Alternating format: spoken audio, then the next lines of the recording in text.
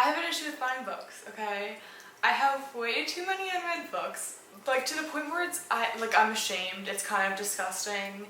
I need to get through them. I'm also not reading a lot right now because I'm in law school and I want to die all the time. So basically I'm trying to not buy books.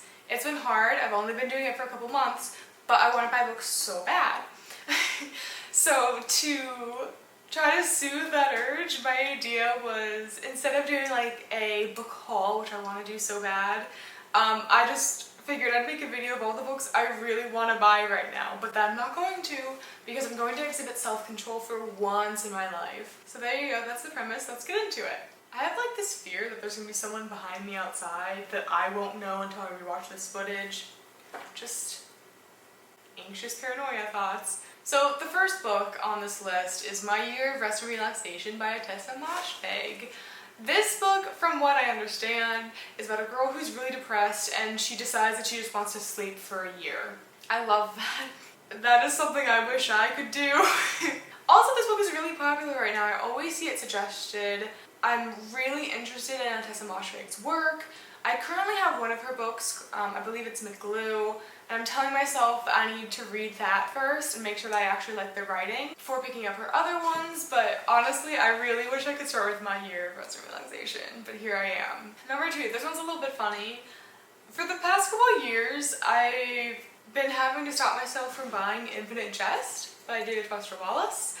I don't know what this book is about. I vaguely understand that it's supposed to be about the pursuit of happiness. I know it's like huge and super dense, and I've read a couple of Wallace's essays like Consider the Lobster, and I've liked them, but some of them are definitely on the more dense side. A little bit more difficult to read. This book is so memed though. Like, it's always a joke, like that kind of dude who's like really into Infinite Jest, you know? But that just makes you want to read it more to like understand. Just the peer pressure, I guess. Even though people always make fun of Infinite Jest readers. To be honest, for me, 1,000 pages isn't that crazy. Like, I've read books that long before. It's more so the density of it.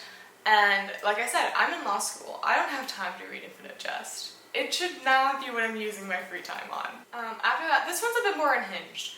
I want to buy every book in the Wheel of Time series. At least most of them. So the thing behind this is that I have like the first 6 books, I want to say, of Wheel of Times. I have like the tiny mass market paperbacks, and they all have these like honestly amazing, cheesy, old school fantasy covers. I love them. I think they're great. I'm a big fan. And they recently, the publisher, is it Tor? I don't know. The publisher that has them is like redoing the covers, and they're really bland and boring and dumb, and it kind of breaks my heart. And I plan on continuing with this series at some point in my life. And I really just want all the old cheesy paperbacks. I don't want the new ugly covers. And the worst part about this one too is that the books are cheap because they're the mass markets. Like, I could buy one book for like $8. But then when there's like 500 books in the series, that adds up. It's not rational, especially because I still have a couple books in that series that I own that I haven't read yet. I will fight this urge every single day because I don't want to end up with those ugly covers, but I will live. Next, I just have like 2 authors that I really want to read books by. I haven't really looked into it deep enough to see which book, but I keep seeing them mentioned online. And when people talk about their books, I am generally interested. So those authors are Joan Didion and Eve Babbitt. I don't know enough about these authors to really be wanting to buy. I think I only want to buy them because I always see them included in like cool girl book recommendations. The same with Tessa Moshfegh.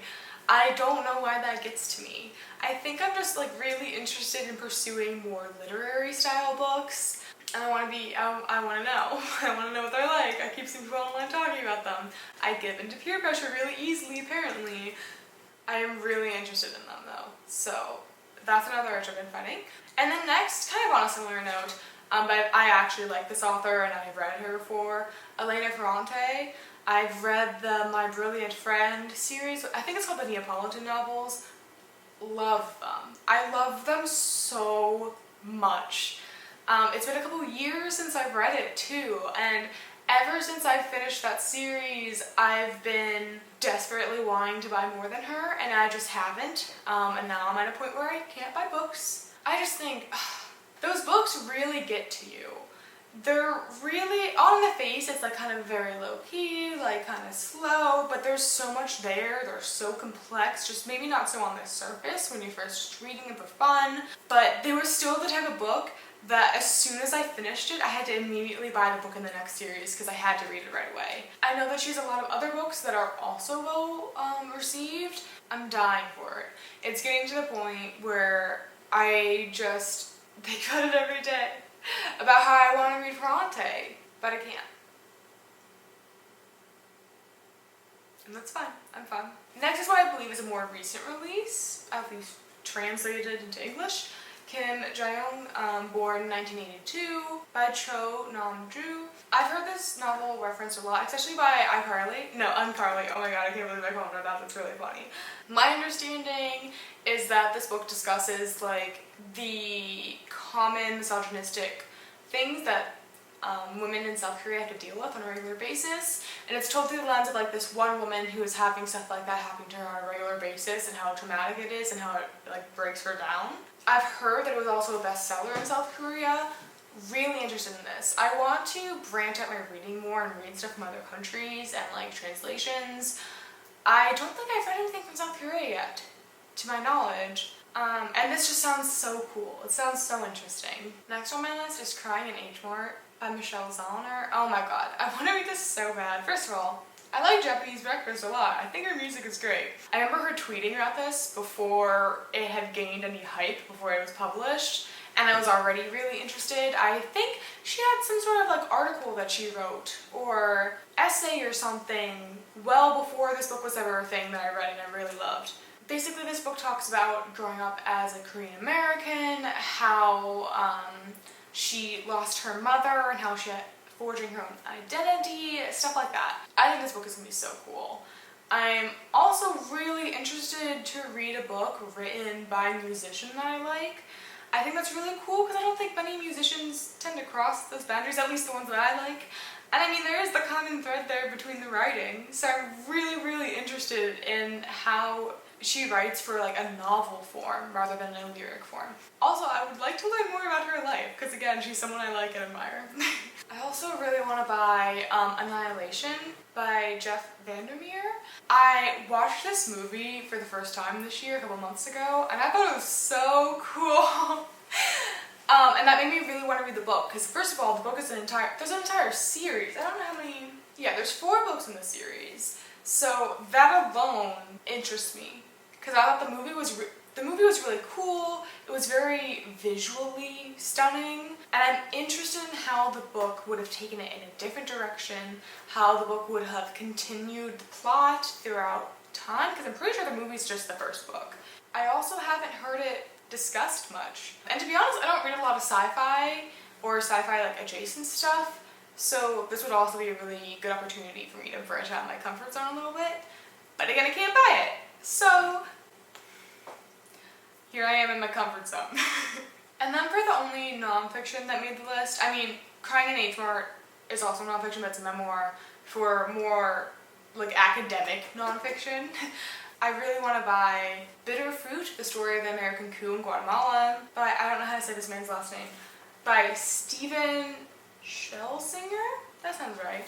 That sounds like a name. So this book is a really comprehensive overview of how the CIA overthrew the democratically elected government in Guatemala. Oh, boo boo.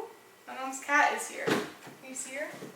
Oh, here she is. She would also like to read Bitter Fruit. Ah, but she doesn't have any money. What a life. But it really talks about how the United States has abused its power in the international scene, which is the understatement of the entire year. Kind of talks about the relationship between the United States and third world countries. I know this one focuses on Guatemala, but obviously the United States has done similar things all across Latin America because we are the worst country on the planet. But I'm also really interested specifically in the banana aspect of it. If you don't know a huge reason behind the coup in Guatemala, and I think other countries as well, they were like essentially the United Fruit Corporation now known as Chiquita, aka the only type of banana that's available in United States supermarkets, was a huge force behind the coup, which is a fucking crazy sentence to say. Overthrowing a democratically elected leader because the banana company wants more power and more profit. We live in a dystopia. I want to learn more about it so bad though. Not yet. Can't buy it yet. Another book I can think of off the top of my head is The Sparrow, which is by Mary Russell, I think. I don't know much about this. I know there's something to do with aliens, so it's like sci-fi, but I know that it's super heavy on religion, and that's what interests me. I'm not crazy about sci-fi or aliens. I don't think I've ever read a book with aliens, now that I'm thinking about it. So it's not really something I'm drawn to. I'm really interested in portrayals of religion and literature, especially portrayals of religion in like a more fantasy or sci-fi centric world. It also has like a pretty cool cover. And I've seen like a booktube on here, Emily Fox Books, is that the name of her channel? Books with Emily Fox, I was close. She's talked about it and she said that she really liked it. I'm so interested. I think it would be a really cool thing to pick up. And then the last book I want to talk about today is If I Had Your Face by Frances Cha. This book is also set in South Korea. I don't know too much about it. I know that the cover is beautiful. I also know that it's a lot about beauty standards specifically, which I'm really interested in. Especially like in a literary deep dive about that and exploration. I think that would be so cool. I feel like everyone I've seen that has read this has really loved it, and again, it's a book that I see recommended online all the time. I want to pick it up so bad. Here I am having self-control. Everything's fine. But thank you for watching. I appreciate it. And I will see you soon with another video. Goodbye.